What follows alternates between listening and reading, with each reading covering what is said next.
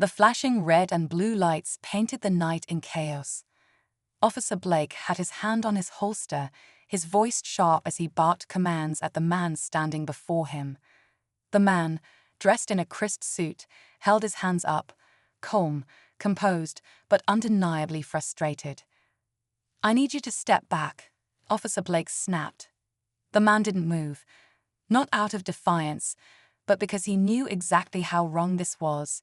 He had been in law enforcement for over 2 decades.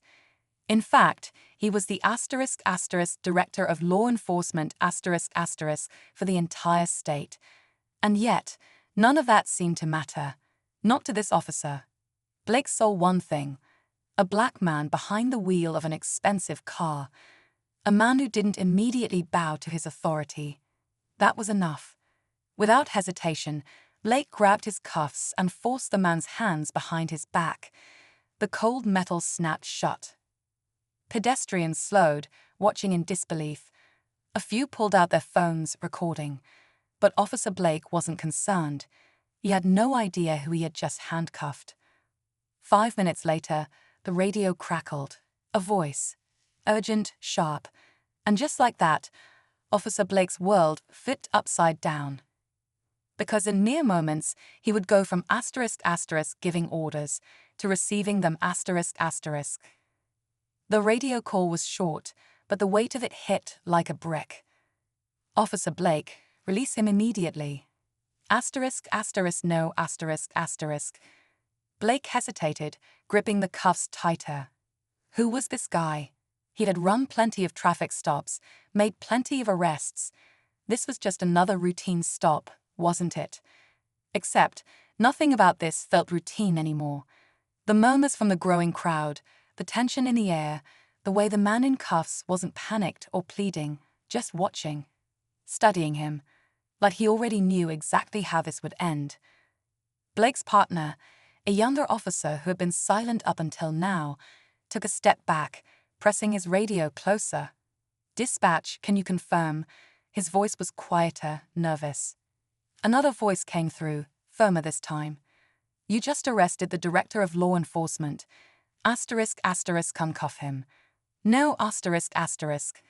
The man in the suit still hadn't said a word. He didn't have to. The pieces were already falling into place. The onlookers whispering, the people recording.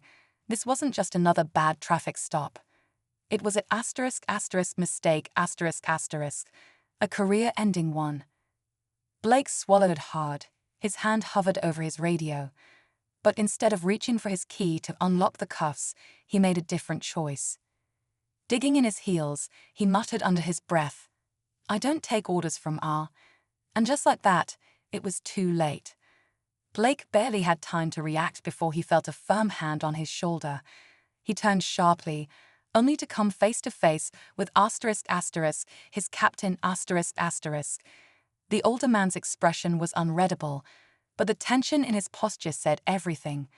This wasn't just a bad situation. This was a disaster. "Take the cuffs off." No. The captain's voice was low but full of warning. Blake hesitated, his fingers twitching near his belt. His mind raced. If he backed down, he'd lose control. If he didn't, he'd be defying a direct order. His throat felt dry. The director of law enforcement hadn't moved. He just watched. Waiting. More officers had arrived now, surrounding the scene, their faces tight with unease. The air was charged, every second stretching unbearably. The onlookers were dead silent, their cameras still rolling. They weren't just witnessing a traffic stop anymore. They were watching a career implode in real time. Blake's partner swallowed hard and took a step back. The message was clear. This wasn't his fight. The captain's eyes darkened. "I won't ask again." Blake's grip on the cuffs tightened, his pulse hammering in his ears. His whole career had been built on control. But in this moment, for the first time, he realized. He had non. Blake's fingers hovered over the key at his belt, but he couldn't bring himself to move.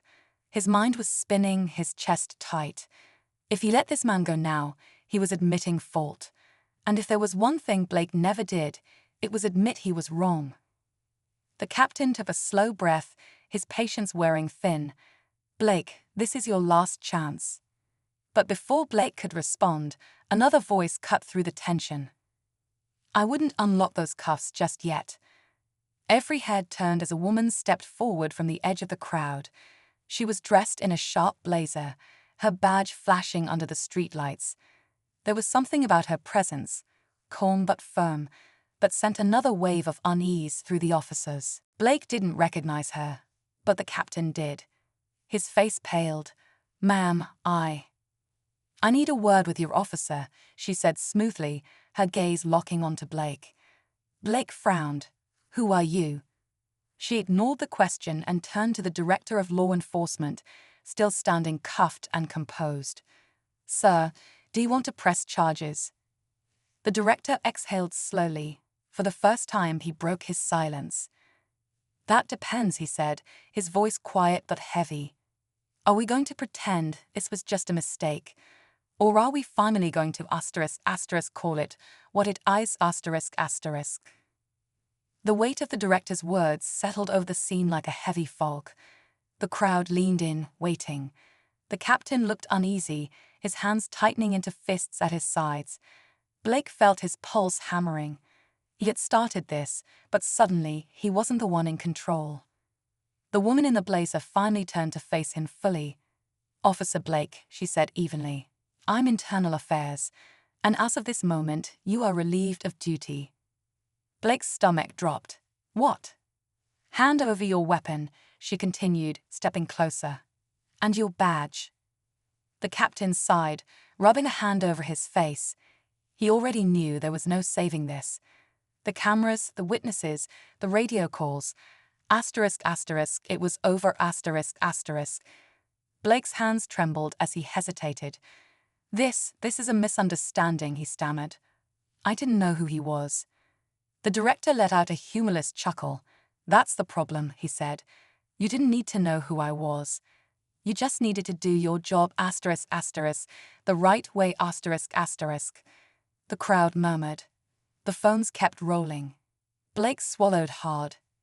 Slowly, he unhooked his badge, setting it in the captain's outstretched hand. Then, with stiff fingers, he unholstered his weapon and handed it over. But just as the tension seemed to settle, the woman from Internal Affairs glanced at the director. "This investigation isn't over," she said. Then her eyes flicked back to Blake.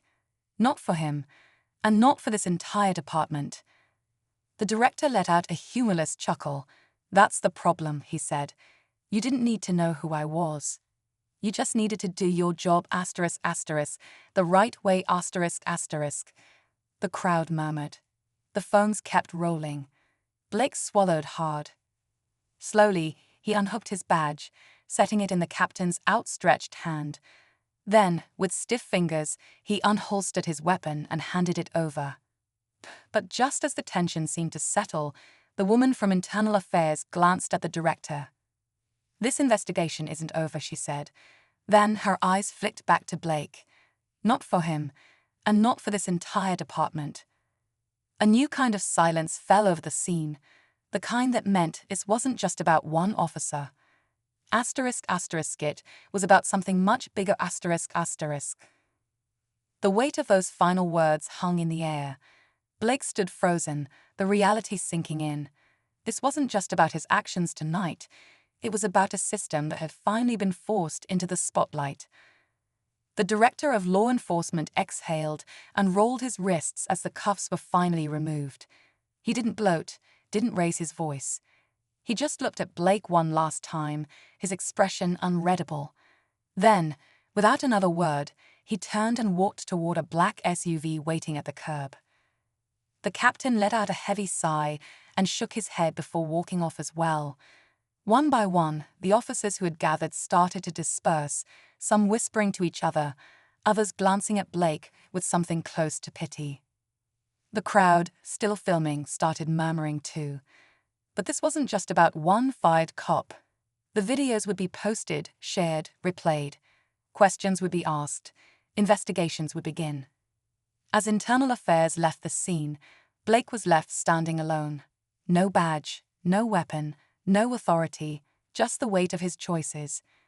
And somewhere in an office, behind closed doors, a conversation was already starting, one that would change everything. Asterisk, asterisk, because this wasn't over. Not even close, asterisk, asterisk.